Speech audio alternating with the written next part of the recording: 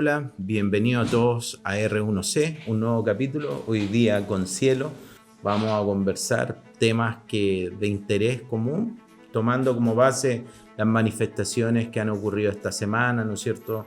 Mucha gente, dentro de esta mucha gente, muchos jóvenes. Voy a tomar un hecho que en lo particular me pasó hace muchos años atrás. Recuerdo haber conversado con una psicóloga y esta psicóloga me dice lo siguiente: mira, Horacio, no tengas miedo a enfrentar las cosas porque solo el conflicto trae solución y trae mejora. Y en cierta manera, cuando ocurren estas situaciones de descontento social, se producen conflictos, ¿no? Conflictos entre los que están a favor, entre los que están en contra, pero siempre estos conflictos, un conflicto en sí, en esencia, un conflicto bien llevado, trae soluciones. O sea, eso es parte de la historia y nosotros entendemos por qué se celebra el 1 de mayo, ¿no? O sea, han habido detrás de muchos conflictos, hay parte de la historia y que muestra que estos conflictos han traído soluciones. ¿Qué te parece a ti, digamos, las manifestaciones de esta semana? ¿Qué entiendes? ¿Qué es lo que se busca? ¿Qué es lo que hay detrás de esta manifestación como pedido? ¿Cómo lo entiendes tú, Cielo? Hola Horacio, es un gusto nuevamente encontrarme contigo. Por lo que he podido ver e informarme esta semana, pues ha sido una manifestación por iniciativa de la generación Z, donde también han estado involucrados ciertas figuras representantes o públicas, ¿no? Ellos más que todo manifestaban que no se sienten representados por el nuevo gobierno, ¿no? Porque se dice de que ellos manifestaban en sus protestas que no puede haber al mando una persona que tiene antecedentes tan graves de cierto modo como lo tiene el actual presidente José Gerí, ¿no? Entonces hay que tomar algunas cosas buenas, como que también hay que enfrentar las cosas negativas también que se han visto, ¿no? Por ejemplo, las declaraciones de una actriz diciéndole a un policía de que su hija va a ser violada o cosas así, ¿no? Entonces, a veces es mejor tener calma y, claro, siempre buscar o ver la forma en cómo tú puedas ser visto ante el gobierno, pero también hay que tener límites, ¿no? Porque de cierto modo, querramos o no, la policía es una entidad que resguarda nuestra seguridad, ¿no? Hay, como en toda institución, como en toda cosa, hay cosas buenas, cosas malas, pero es el principal entidad, ¿no? Para combatir la inseguridad ciudadana. Concuerdo contigo. Creo que tampoco hay que irnos a los extremos, ¿no? Claro, El ejemplo que tú exacto. ponías de esta actriz, o sea, a veces se mezclan acá, digamos, las emociones, salen a relucir. En general a las personas, digamos, cuando no manejamos bien, digamos, o no hay, digamos, un entendimiento del manejo de las emociones, siempre vamos a tener un problema con la autoridad. Las personas, con cualquier tipo de autoridad, incluso desde que somos niños, la autoridad siempre molesta. Nuestros padres, muchas decisiones que toman nuestros padres, cuando nosotros somos niños, nosotros las reprochamos, no nos gusta, nos sentimos pasados a llevar. Siempre la autoridad tiene algún tipo de rechazo emocional. Y te pongo un ejemplo: cuando uno es niño y tu papá te dice que no a algo, tu mamá te dice que no a algo, te castiga, emocionalmente uno estalla, llora, tiene rabia, quiere irse. O sea, la autoridad siempre genera un estado emocional que no es el mejor para tomar alguna decisión o para hacer algún tipo de cosa. Entonces siempre la autoridad va a molestar. Partamos de la base de eso, cualquier tipo de autoridad, veámoslo en el sentido micro, desde nuestros padres. Y si nosotros crecemos y no sabemos, digamos, entender emocionalmente lo que conlleva la autoridad, nos va a generar este tipo de frustraciones, ¿no? Hoy día vemos, por ejemplo, el caso que tú comentas de la actriz, hay una frustración detrás de eso, pero hay que entender también a estas personas por qué viene esta frustración. Muchas de las autoridades, no muchas, bueno, muchas de las autoridades que hoy día tenemos elegidas por las personas, han sido elegidas por las propias personas y también a mí, yo concuerdo, mira, hay autoridades que a lo mejor no son las más idóneas a juicios de algunos, a juicios de otros sí, pero tenemos que entender que esas autoridades las hemos elegido nosotros mismos. Entonces, también tenemos que entender que no es esto Hoy día no me gusta algo, lo cambio. O sea, no nos podemos llevar así como país. Yo entiendo que a lo mejor muchos jóvenes, muchas personas están reclamando por un derecho de tener una mejor clase política que sea más representativa, que involucre que esa clase política cubra los intereses de la mayoría de los ciudadanos. Pero lo que pasa, y yo veo dentro de esto, y esto no lo enfoco solo a Perú, en general lo veo, esas autoridades han sido elegidas por nosotros, excepto dictaduras que nadie lo elige, ¿no? Entonces nos tenemos que juzgar nosotros mismos también y somos responsables nosotros mismos de la elección de estas autoridades. Ahora, ¿qué sientes tú como joven cuando ves joven en estas manifestaciones? ¿Te sientes parte? ¿Te gustaría estar? Te pongo ahí como un paréntesis. Yo recuerdo cuando iba a la universidad y uno cuando es universitario o en la universidad, si uno no va a una marcha prácticamente es casi no ser universitario, ¿no? O sea, yo recuerdo haber participado en muchas manifestaciones. ¿Tú qué sientes como joven cuando ves estas marchas masivas? Yo personalmente siento de que, bueno, en esas marchas lo que buscan los jóvenes es el sentido de pertenencia, ¿no? Porque ellos sienten de que todos nos debemos a algo y las autoridades se deben a la sociedad, ¿no? Entonces ellos, yo por ahora no estoy a favor, porque siento de que ya es desestabilizar mucho al país, ¿no? Y ellos, yo considero de que siempre se dicen, ¿no? No, que si yo me muevo, si yo manifiesto, si el pueblo se mueve, el pueblo se levanta, el pueblo es mayoría y aquí se hace lo que el pueblo quiera, y no siempre es así, ¿no? Hay que tener un criterio en cuanto a las decisiones que vamos a promover o a cómo nos vamos a manifestar, porque ya esta marcha ya tiene un saldo. Entonces, ese saldo se lo cargan a los gobernantes. ¿Por qué? Porque no hacen lo que ellos quieren. Entonces yo siento de que más es un capricho que otra cosa, ¿no? Porque hay que darle chance, como ya lo comentaba en los podcasts anteriores, no hay políticos que no tenga rabo de paja, ¿no? Entonces siempre hay cosas por allí que de repente se actuaron, no sé, sin pensar, o de repente el caso, por ejemplo, no se esclarece todavía. Entonces yo siento de que no hay que señalar mucho a dedo y hay que darle chance, ¿no? Yo personalmente, como parte de la generación Z, considero de que hay que dejarlos trabajar, porque si no vemos cómo se desarrolla actualmente, entonces no podemos exigir resultados si no tiene todavía un tiempo prudente dentro del cual él se va a desarrollar, pues, ¿no? Mira, yo creo que hoy día las autoridades deben enfocarse en el problema.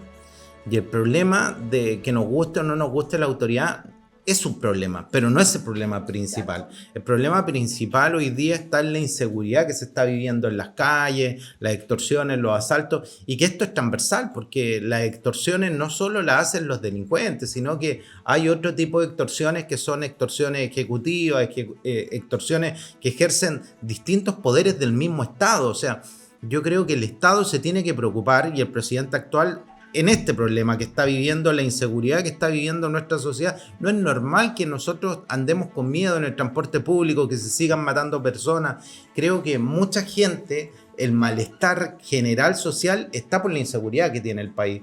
Y en ese malestar general, que la gente está un poco aburrida, se ha venido esto del cambio de la presidenta, ¿no? Pero el cambio de la presidenta hay que recordar que ocurrió justamente por esto, por la inseguridad.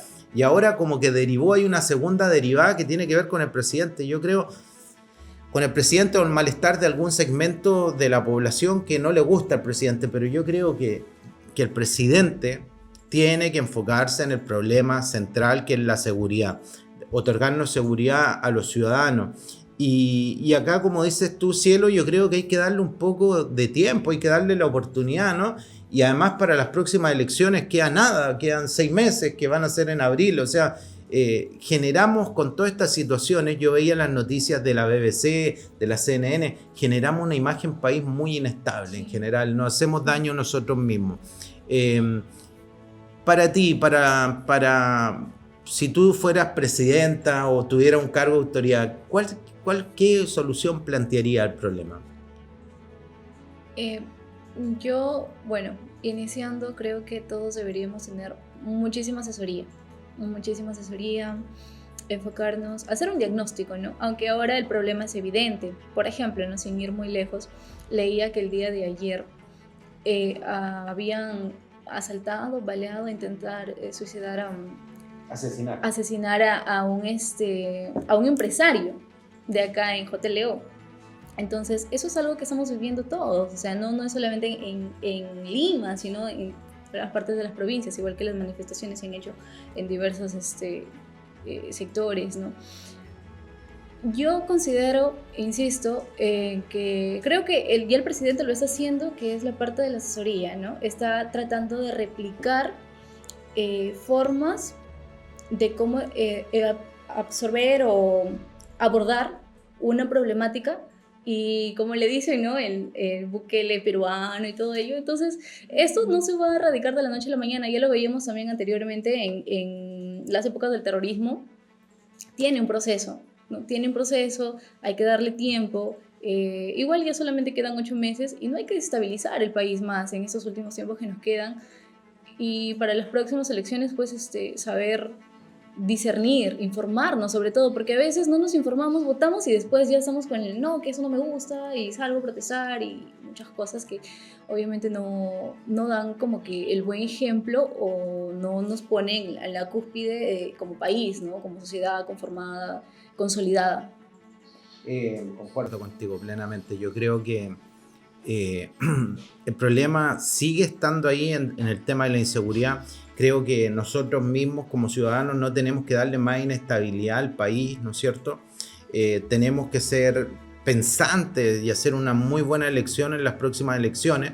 Mira, a diferencia de Estados Unidos, que en Estados Unidos, como tú pones el ejemplo del Bukele peruano, creo que hay buenas prácticas que son válidas que uno las tome como ejemplo y las lleve a la práctica. En Estados Unidos, digamos, en general existen dos tendencias, los republicanos y los demócratas. Acá en Perú, y me parece muy bien que existe una cantidad, un abanico amplio de candidatos, de partidos, etcétera.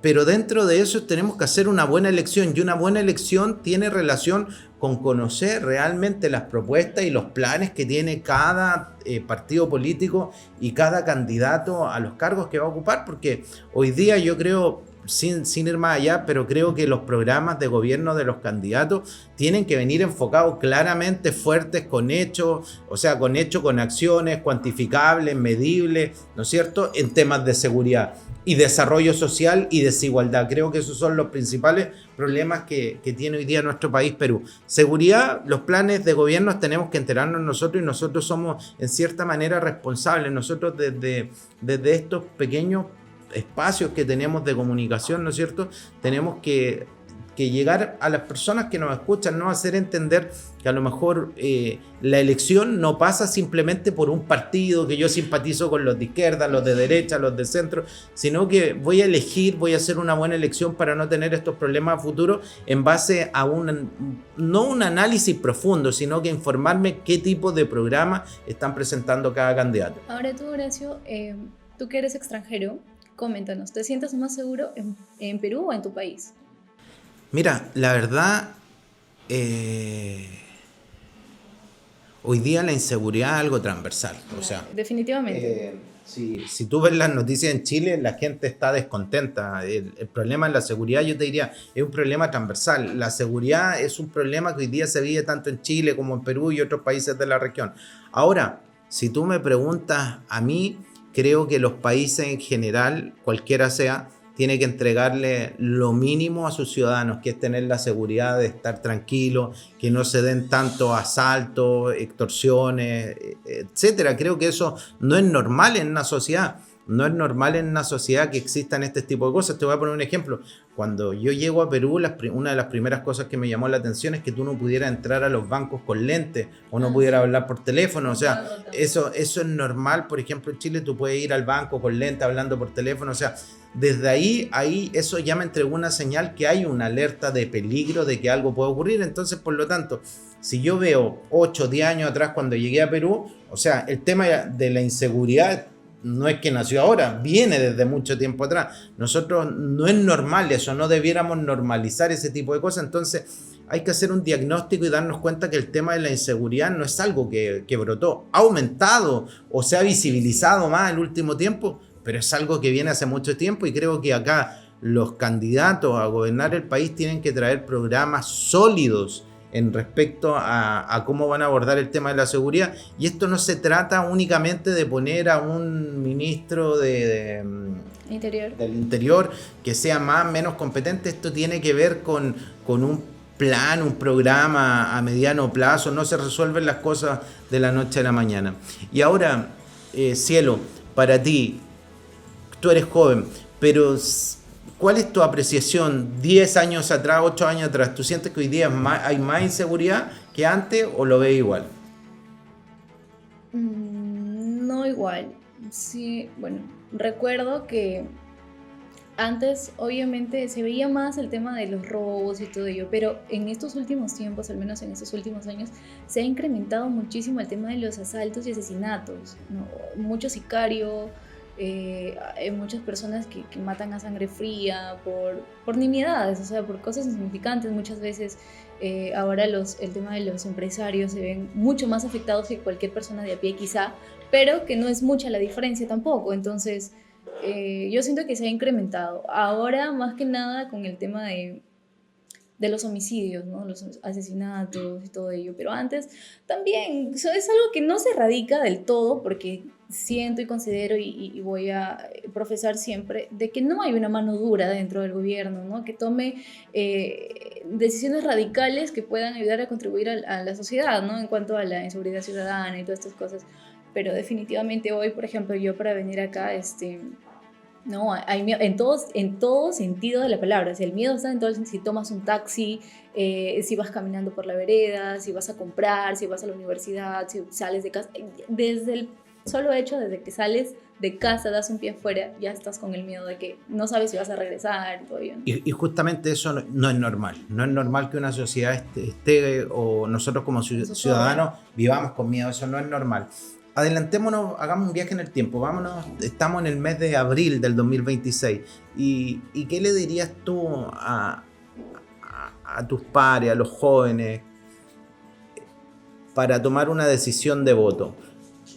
Una decisión de voto inteligente, ¿no? Porque sabemos que todas las personas tenemos tendencias, yo me inclino por un partido, tú por otro, pero a veces esa tendencia que tenemos, que puede venir de nuestros padres, heredada, de nuestros amigos, etcétera, pero a veces votar por una tendencia no necesariamente es votar por la mejor persona, el mejor programa de gobierno. Considerando esas cosas, ¿tú qué les dirías a esos jóvenes que vayan a tomar una decisión de votar? Mucha información, ¿no? Definitivamente, pues, ahora con toda la evolución de la tecnología y todo ello, es muy fácil acceder a la información y las propuestas que cada candidato hace. Ellos también están evolucionando o migrando a las plataformas que nosotros los jóvenes utilizamos mucho. Por ejemplo, hacen en vivos, utilizan mucho estas redes sociales para poder transmitir de cierto modo sus propuestas, cuál es la finalidad que tienen o los objetivos que quieren alcanzar.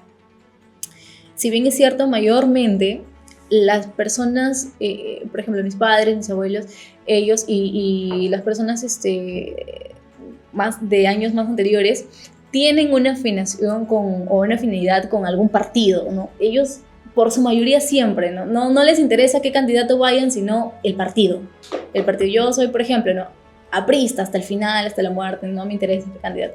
Claro que algunos han ido quemando en el camino, pero mi recomendación siempre es informarse porque las propuestas están abiertas, los debates igual, ¿no? Cuando se van en el Careando, en los debates que ellos realizan a nivel nacional, ¿no? Lo hacen de forma abierta y se transmiten por muchísimas plataformas, por los canales incluso análogos y todo ello, y nada, pues no, es escuchar con atención, no escuchar por escuchar o listo, quién le ganó más aquí, no, sino escuchar, tomar una decisión pensante y investigar, aparte de ello, ¿no? Investigar, porque tú sabes que cuando uno quiere vender algo siempre muestra lo mejor, ¿no? Entonces también hay que indagar un poquito más acerca de qué más o menos tiene o qué pasó, cuáles fueron sus precedentes y todo ello para poder tomar una decisión sabia.